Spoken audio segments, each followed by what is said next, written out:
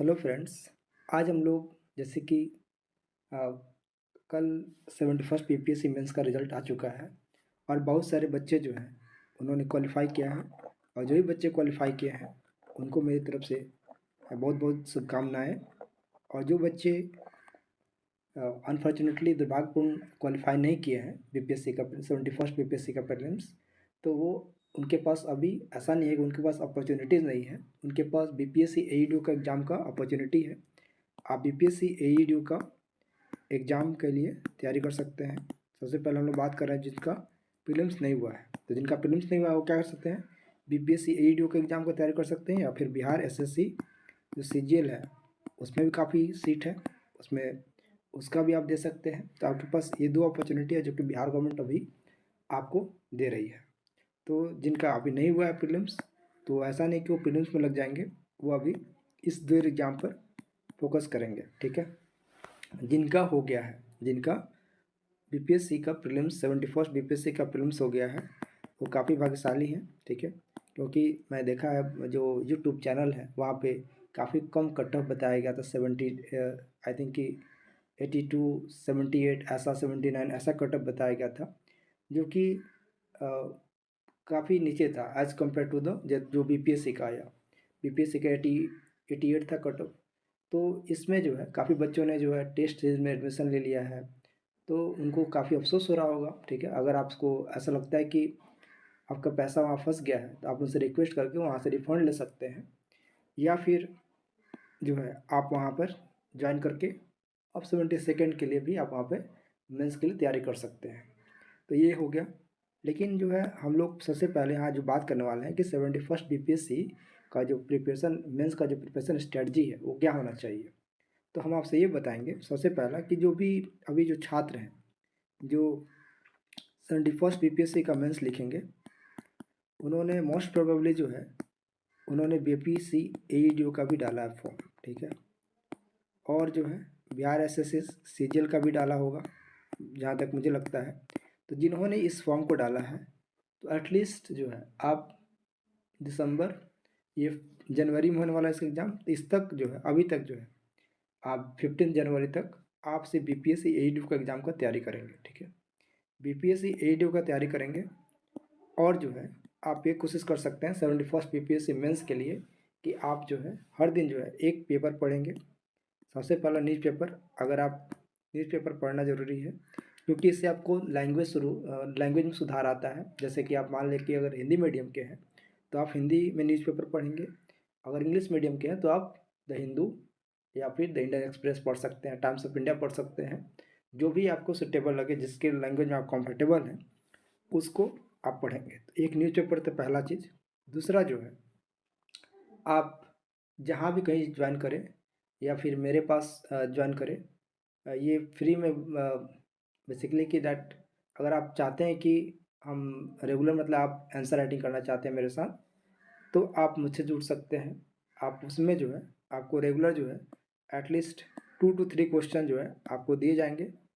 2 question 3 question आपको दिए जाएंगे और आप उसको लिखेंगे। उसको हम लोग आप उसको लिख करके आप मुझे इवेलुएट भी करा सकते हैं मुझसे। ठीक है। और उस पर फीडबैक भी ले सकते हैं। तो ये एक दूसरा का काम करेंगे कि आपको हर दिन 1-2 आंसर आपको पक्का लिखना है। तो ये आपको कम से कम जो है अगर अप्रैल में, मुझे लगता है कि ये फर्स्ट वीक या सेकेंड वीक ऑफ अप्रैल में एग्ज़ाम होगा आपका मेंस का 71st मेंस का। तो उस आपके पास काफ़ी सफिशेंट टाइम है। लेकिन इस भूल में ना रहें कि आपके पास सफिशेंट टाइम है। सफिशेंट टाइम इसलिए नहीं है क्योंकि जैसे कि हम देखेंगे जब 70th बीपीएससी का मेंस हुआ था उस समय क्या हो गया था कि काफ़ी बच्चे जो कन्फ्यूजन में थे, और मैं देखा बहुत सारे, मैं आपको कॉपी दिखाऊंगा, उन्होंने काफ़ी त्रुटियां की हैं एग्ज़ाम में क्योंकि उनका अच्छा से प्रिपरेशन नहीं हो पाया था, क्योंकि उस समय आंदोलन भी चल रहा था, इधर एग्ज़ाम का भी असमंजस था। तो उसमें काफ़ी बच्चों का जो है थोड़ा सा लॉस हुआ उसके कारण। लेकिन 71st बीपीएससी में आपके पास सफिशेंट टाइम है, और सफिशेंट टाइम यहाँ पर कोई कन्फ्यूजन भी नहीं है कि एग्ज़ाम कैंसिल होगा या कुछ भी। तो आप एक डेडिकेटेड एस्पिरेंट होकर के आप इसका तैयारी कर सकते हैं। ठीक है। सबसे पहला कि आपको तो लग ही जाना चाहिए, तैयारी क्या करना है, आपको तो देना ही है मेंस इसका। तो एक तो ये आप करेंगे। दूसरा का आप क्या करेंगे, आपके पास जो है हर दिन 2 to 3 आंसर्स आपको लिखने हैं। ठीक है। आप मुझसे टेलीग्राम में जुड़ सकते हैं, मैं उसमें हर दिन क्वेश्चन पोस्ट करूँगा। और आप उसको हर दिन लिख करके उसमें सेंड कर सकते हैं, मुझसे इवैल्यूएट करा सकते हैं। और तीसरा स्टेप क्या होगा, तीसरा स्टेप आप क्या करेंगे कि आपका जो एडू का एग्ज़ाम है और बिहार एसएससीजीएल का, तो अपना जो जीएस का जो जनरल स्टडीज़ का जो आप पढ़ते हैं जो वन डे एग्ज़ाम के लिए, उसको आप कंटिन्यू करेंगे अप टू बीपीएससी एडू के एग्ज़ाम तक। एटलीस्ट आपको एकदम थ्रोली पढ़ना है, क्योंकि अभी तो विंटर का भी समय है, आपके पास सफिशिएंट टाइम रहेगा कि आप रूम में बैठे रहें और आप प्रैक्टिस करें, ठीक है। इसके लिए आप कर सकते हैं बीपीएससी एडू और बिहार एसएससीजीएल का 15 जनवरी तक, उस समय तक एटलीस्ट आप जो है 2 आंसर आप हर दिन लिखेंगे और वीक में एक एस्से लिखेंगे। मैं कहूँगा कि आप कहीं दूसरी जगह ज्वाइन करेंगे, इससे अच्छा कि मेरे टेलीग्राम चैनल में आप ज्वाइन करेंगे, मैं उसका लिंक दे दूँगा और आप वहाँ ज्वाइन कर सकते हैं। और वहाँ पे आप 1-2 आंसर लिख सकते हैं, उसका मैं मिनिमम जो चार्जेज़ होगा वो मैं रख लूँगा अपना, वो देख लेंगे अपना, ठीक है। जितने बच्चे होंगे एटलीस्ट जितने बच्चे होंगे उसके अनुसार मैं चार्ज रखूँगा, ज़्यादा नहीं रहेगा। ऑब्वियसली जो कोचिंग चार्ज करते हैं उतना तो नहीं रहेगा, क्योंकि ये आपको हर दिन का डे वाला है, तो आई थिंक देखेंगे कैसे कितना रखना है। तो आप उसको ज्वाइन कर सकते हैं डेली आंसर राइटिंग का प्रोग्राम मेरे साथ। और इससे जो होगा, इससे आप हर दिन तो नहीं लिख सकते, वीक में एटलीस्ट 1 और 2 ऐसे आप लिखेंगे, ठीक है। ताकि एक आपका जो थॉट प्रोसेस है वो आप जनरेट कर सकें, कैसे आप सोचते हैं। और उस ऐसे को हम लोग जो है वीकेंड में ही, मतलब शाम में एक मीटिंग रखेंगे, गूगल मीट रखेंगे और वहाँ पे हम लोग डिस्कशन करेंगे, ठीक है। तो एक यहाँ पर ये चीज़ आप कर सकते हैं, ठीक है। तो अभी आपको घबराना नहीं है, मतलब you should not worry about it, है ना, कि आपको मेंस देना है तो एकदम बिल्कुल से पूरा डेडिकेटेड होकर रख जाए। जिनका अभी मान लो कि बीपीएससी एईडीओ का एग्ज़ाम नहीं देना है या फिर बिहार एसएससीजीएल का एग्ज़ाम उनको नहीं देना है, तो ऑब्वियसली वो डेडिकेटेड होकर लग सकते हैं 71st बीपीएससी में मेंस में। अदरवाइज़ अगर आपको एईडीओ का एग्ज़ाम देना है या फिर बिहार एसएससीजीएल का एग्ज़ाम देना है, तो आप जो है हर दिन सिर्फ 2 आंसर लिखेंगे, ठीक है। और इसी में आपको I think it will more than sufficient. जब तक आपका एग्ज़ाम आएगा, फाइनल एग्ज़ाम, तब तक आपका काफ़ी सफिशिएंट आप प्रैक्टिस कर चुके होंगे। इसलिए आप मुझसे ज्वाइन कर सकते हैं, जुड़ सकते हैं इसके लिए, और मैं इसके लिए आपको प्रोत्साहन भी करूँगा, ठीक है। आपको हेल्प करूँगा जब भी आप मुझे, जैसे कि आप देखेंगे दूसरे कोचिंग में तो वहाँ बहुत सारे बच्चे होते हैं, ठीक है, मतलब एटलीस्ट आई थिंक बहुत सारे 400-500 बच्चे होते हैं। अब वहाँ पे आप पर इंडिविजुअल फोकस करना तो काफ़ी मुश्किल होता है कोचिंग वालों के लिए भी, ठीक है। वहाँ पे सफिशिएंट टाइम भी नहीं दिया जाता है। बट मेरे पास आप ज्वाइन करेंगे तो हम आपको सफिशिएंट टाइम भी देंगे, और मेरे पास भी अच्छा खासा एक्सपीरियंस है। मैंने भी काफ़ी कॉपी चेक किया है, मुझे भी काफ़ी एग्ज़ाम्स का एक्सपीरियंस है, यूपीएससी हो या बीपीएससी हो, मेंस इंटरव्यू, इसका मुझे एक्सपीरियंस है। तो आप मुझसे जुड़ सकते हैं और होपफुली कि ये आपको मेरा वीडियो अच्छा लगेगा और आपको ये मोटिवेट करेगा। तो आप जो है आप मुझसे जुड़िए और मैं आपको गाइड करूँगा इस पर मेंस के लिए काफ़ी। और लास्ट में ये बोलूँगा कि एटलीस्ट जो है एक आंसर राइटिंग के लिए आपको हर दिन 1-2 आंसर तो पक्का लिखना है। ये आपके एक हैबिट में हो जाना चाहिए, और ये आएगा किसी मेंटर के अंदर में या फिर गाइडेंस का मेंटर, या फिर कोई किसी कोचिंग के आप ज्वाइन करें टेस्ट सीरीज।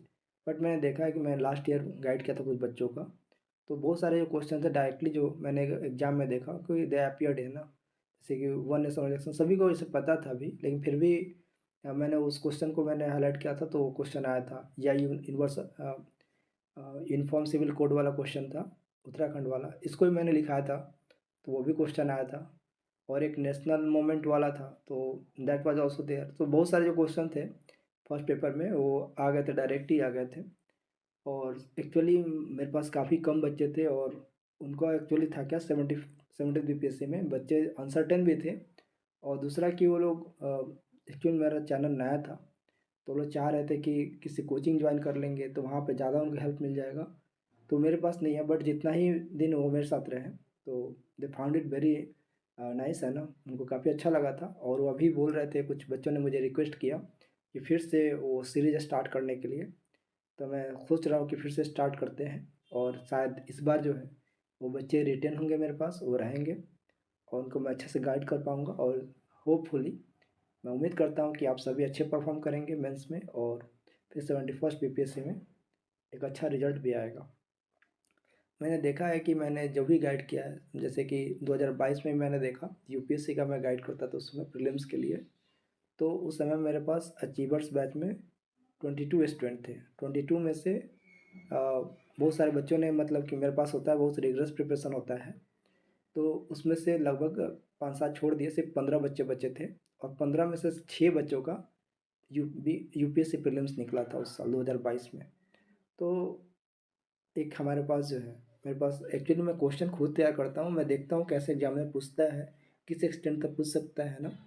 तो ये सब चीज़ एक्सपीरियंस से आता है और मेरा इसमें काफ़ी वर्सेटाइल एक्सपीरियंस है, खासकर यूपीएससी और बीपीएससी में। तो आप मुझसे जुड़ सकते हैं और इसका लाभ उठा सकते हैं। Thank you so much. अगर आपको मेरा चैनल अच्छा लगता है तो आप इसको सब्सक्राइब भी कर सकते हैं। धन्यवाद। और सबसे इम्पोर्टेंट चीज़, एक चीज़ मैं भूल गया, एक चीज़ और मैं बोलूँगा कि अपने साथ जो है, अपने जो दोस्त हैं उनको भी आप जो है बोले कि मेरे से जुड़े, है ना। क्योंकि एक अच्छा रहेगा कि हम लोग एक एक स्मॉल ही ग्रुप होगा, ज़्यादा नहीं होंगे, 15 होंगे, 10 होंगे। ये स्मॉल ग्रुप ही जो है, इसमें एक इंटरेक्शन बनता है। मान लें कि 1-2 बच्चे होंगे, उसमें ज़्यादा कंपटीशन नहीं रहेगा। एटलीस्ट 10 to 15 बच्चे रहते हैं तो उसमें कंपटीशन भी होता है। और दूसरा चीज़ होता है कि वो बच्चे एक दूसरे से सीखते भी हैं। तो वहाँ पे कॉपी एक दूसरे का देखेंगे, कुछ मेरा इन्वेशन रहेगा, कुछ आपका क्रिएशन रहेगा, क्रिएटिविटी रहेगा। तो एक अपने जो कॉपी को एक आउटस्टैंडिंग बना सकते हैं एग्ज़ाम एग्ज़ाम में, है ना।